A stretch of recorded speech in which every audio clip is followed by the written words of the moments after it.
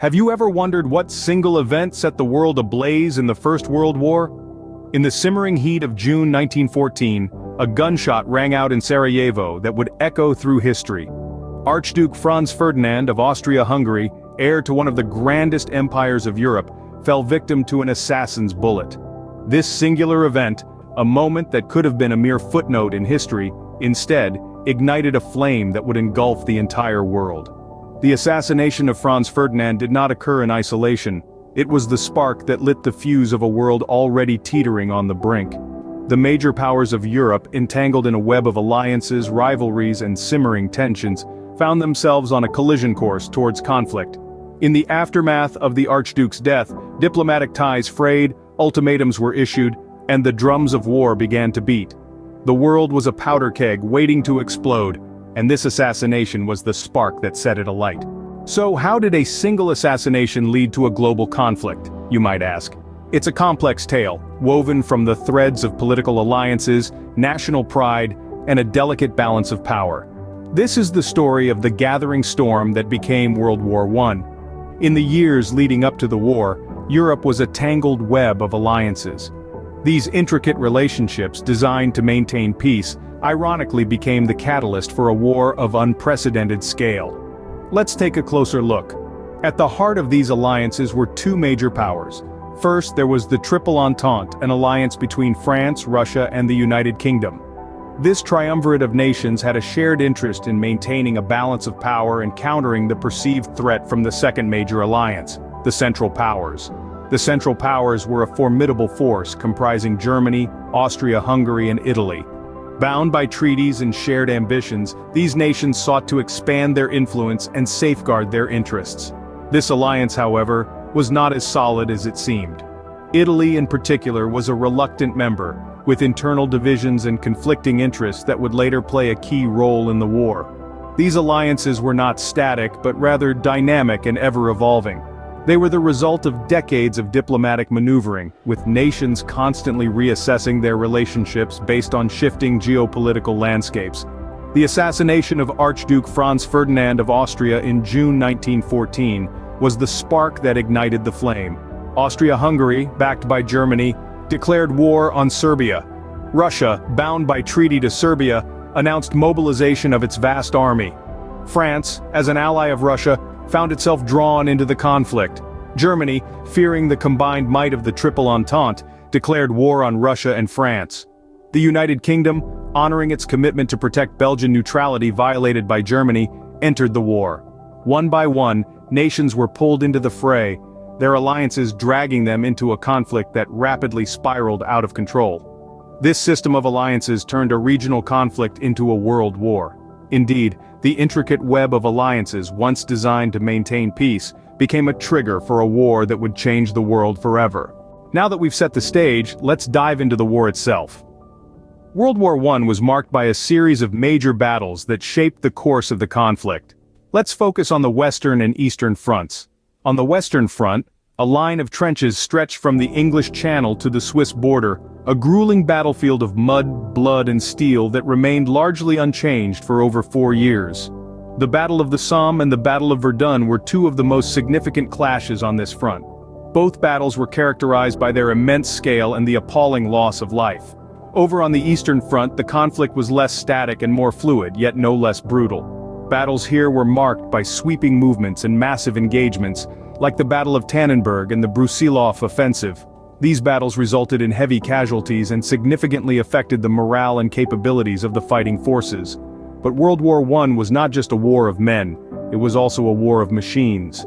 The conflict saw the introduction of new warfare technology that forever changed the face of battle. Tanks, for example, made their debut on the battlefields of the Somme in 1916. These lumbering beasts, while initially unreliable, provided a solution to the deadlock of trench warfare and paved the way for future armored warfare. The skies, too, were no longer safe. Aircraft, initially used for reconnaissance, soon became deadly weapons as fighter planes and bombers. The Red Baron, Manfred von Richthofen, became a legend in the air, with a staggering 80 confirmed aerial victories. And then there were the chemical weapons. The terror of gas attacks haunted the trenches, introducing a new level of horror to the battlefield. Chlorine and mustard gas caused agonizing deaths and injuries, marking a dark chapter in the history of warfare. The world had never seen a war of this scale or intensity before.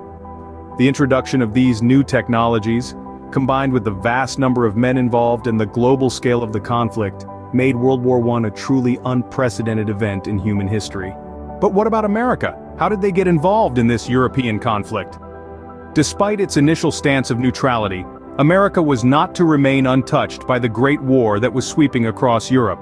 Two key events would ultimately propel America into the fray, changing the course of the conflict and leaving an indelible mark on the nation's history. The first of these events was the sinking of the Lusitania. In May of 1915, this British ocean liner was torpedoed by a German U-boat off the coast of Ireland. Nearly 1,200 passengers perished, among them 128 Americans.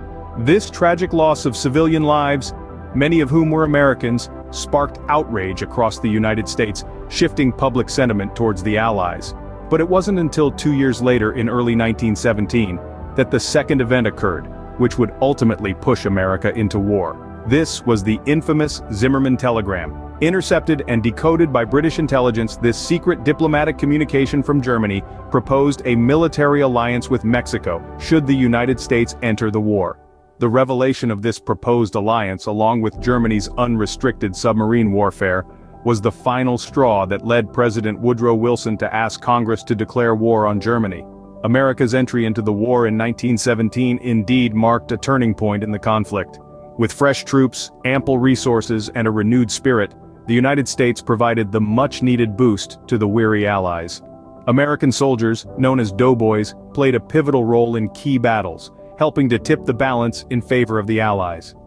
From the sinking of the Lusitania to the Zimmermann telegram, America's journey from neutrality to involvement was marked by a series of events that would shape the nation's history.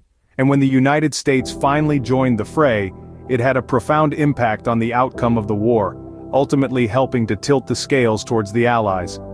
America's entry into the war marked a turning point in the conflict. Finally, let's talk about the end of the war and its aftermath. The First World War, a conflict that had enveloped the globe for over 4 years, finally came to a halt with the signing of the armistice on November 11, 1918. This momentous event marked the cessation of hostilities on the Western Front, bringing much-needed respite to a war-weary world.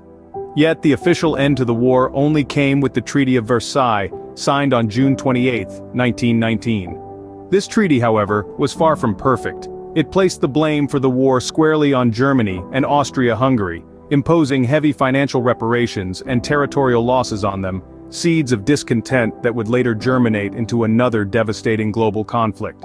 The war's end also heralded significant shifts in the global political landscape.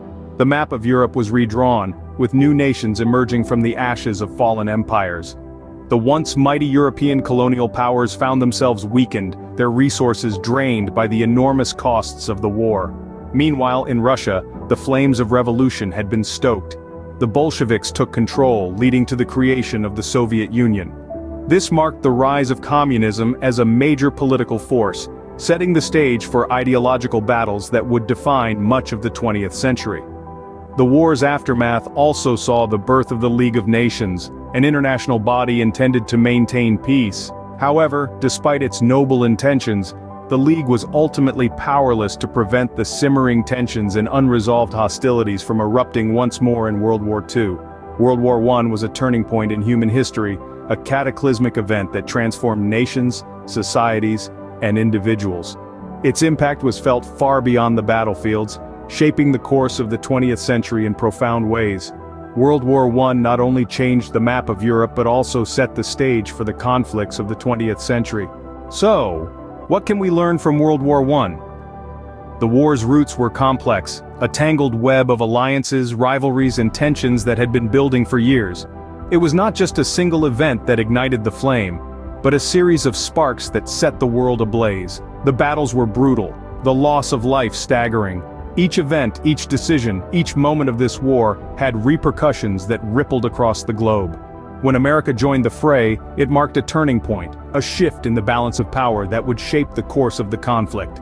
And the aftermath? It was a world transformed. The war's end did not mean the end of its impact. The political, social, and economic changes it brought about are still felt today. The echoes of World War I can still be heard in the world today, a century later. It was a war that changed the world, and its lessons are still relevant today.